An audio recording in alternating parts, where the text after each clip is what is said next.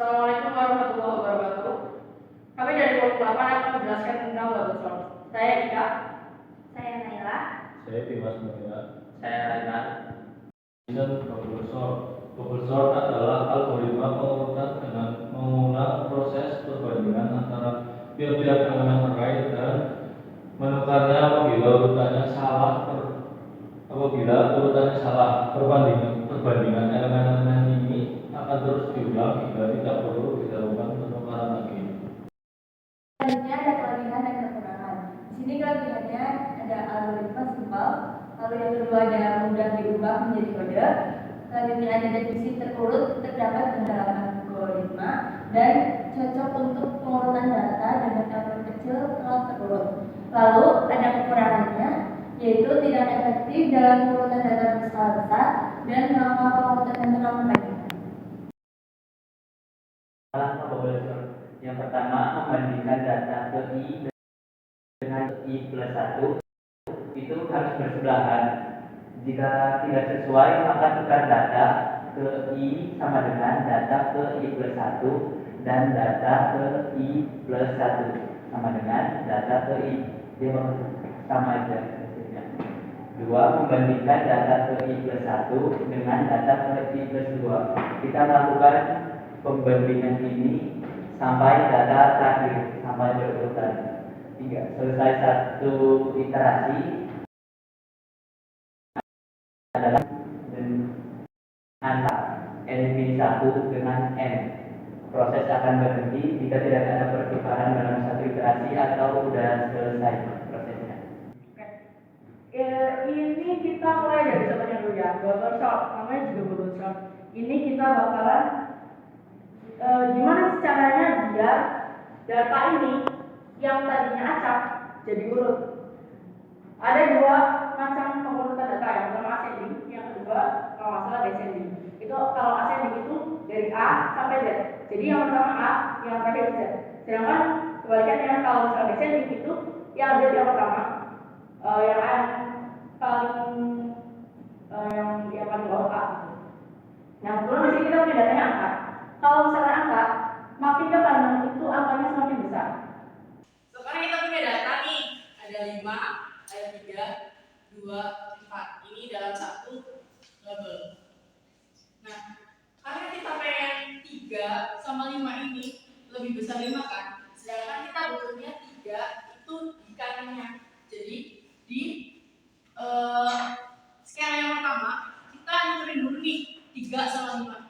Berarti di skema yang kedua ada 3, 5, 2, 4. Kok yang ini tetap iya karena ini baru penukaran ini sama ini. Sekarang kedua, penukaran indeks angka yang kedua sama indeks angka yang ketiga. 5 sama 2 besar 5. Artinya kita mau nuker 5 ke sini, 2 ke sini. Berarti bisa di skema yang ketiga jadi 3, 2, 5, 4. Nah, ini udah belum?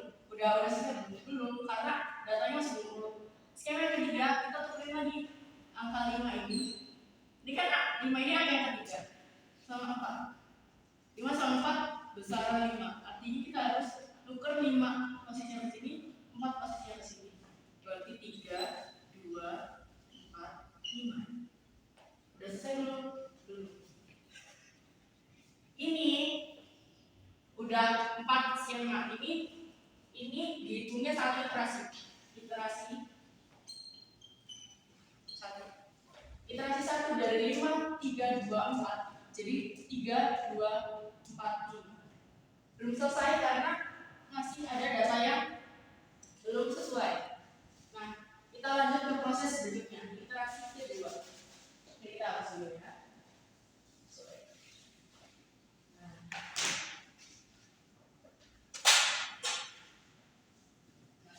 Iterasi yang kedua, kita iterasi satu terus dulu nih 3, 2, 4, 5. Kelihatan ya 3, 2, 4, 5. Kayak tadi lagi kita ulang lagi dari skema yang pertama. Ini kan indeks angka pertama, angka kedua, angka ketiga, angka keempat. Dan Proses yang pertama itu 1 sama 2, proses yang kedua 2 sama 3, proses yang ketiga 3 sama 4. Jadi ini kita tukerin dulu. Jadi 3 sama 2 lebih kecil 2, artinya 2, 3, 4, 5. Nah, sekarang kita bandingin lagi 3 sama 4. Benar nggak 3 lebih kecil dari 4? Betul. Artinya di sini apa selanjutnya? 2 ditulis tadi 4, 5. Sekarang bandingin lagi 4 sama 5. 4 sama 5 lebih kecil 4. Artinya betul 2, 3, 4, 5. Ini selesai iterasi yang kedua. Berarti dari bubble yang anggotanya 5, 3, 2, dan 4 ini butuh berapa kali? 1, 2, 3. Ini iterasi yang pertama. Berarti butuh iterasi yang kedua. Satu iterasi itu pastinya udah selesai dulu, ini sama ini udah, ini sama ini udah, ini sama ini udah. Gitu. Selesai. Kita mulai contoh soal yang kedua. Ada bubble 7, 4, 9, 2. Ini datanya acak. Yang pertama kita lakukan adalah bandingin angka 7. Dia indeks pertama, indeks kedua, indeks ketiga, indeks keempat. Bandingin indeks pertama sama indeks kedua. 7 sama 4. 7 di sini, 4 di sini. Jadi 4, 7, 9. Sekarang proses yang kedua, ini proses yang pertama, proses yang kedua bandingin indeks kedua sama indeks yang ketiga. Oke, nah ini udah proses yang pertama. Proses yang kedua itu membandingin indeks kedua, di sini indeksnya keduanya itu 7, indeks ketiganya 9. 7 lebih kecil dari 9, artinya dia nggak usah berubah, tetap aja kayak gitu. Gitu. Nah, sekarang indeks yang ketiga kita tulis lagi 4, 7, 9, 2. Bukan indeks itu.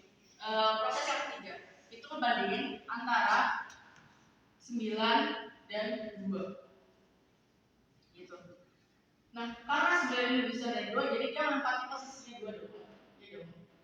2-nya menempati posisi 9. Jadi 4, 7, 2, 9.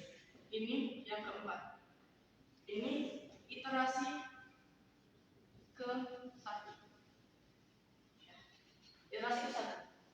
Udah semuanya dibandingin. Nah, sekarang ini udah selesai belum? Belum, karena masih ada 2 di sini. 2 kan harusnya paling kecil. Jadi kita buat iterasi kedua. Tulis lagi 4, 7, 2, 9. Balik lagi yang pertama. Bandingin indeks pertama, kedua, ketiga, keempat. Indeks pertama sama kedua.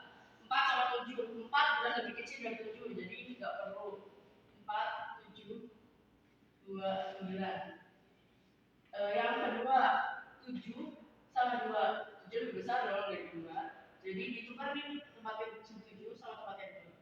Jadi proses yang ketiga 4, 2, 7, 9. Proses yang ketiga indeks ketiga dan indeks keempat. Udah benar nih. 4, 2, 7, 9. Udah selesai belum? Belum. Ini iterasi kedua. Lanjut lagi. Iterasi ketiga. Ditulis ulang 4, 2, 7, 9. Kita bandingin 4 sama 2. 4 lebih besar dari 2. Jadi 2, 4, 7, 9. Lanjut 4 sama 7. 4 lebih kecil dari 7, tetap. Berarti 2, 4, 7, 9. Sekarang proses yang terakhir 7 sama 9. Udah betul posisinya karena 9 paling besar. Jadi dia harus sebelah kanan. Berarti 2, 4, 7, 9. Dia butuh iterasi ke-3. Dari bubble 7, 4, 9, 2 ini butuh 3 kali iterasi. Itulah mengapa kekurangan dari bubble short itu dia butuh proses yang banyak. cuma bandingin dua angka gitu loh. Dan ini baru 4 ya. Ini angkanya dalam satu babel berapa?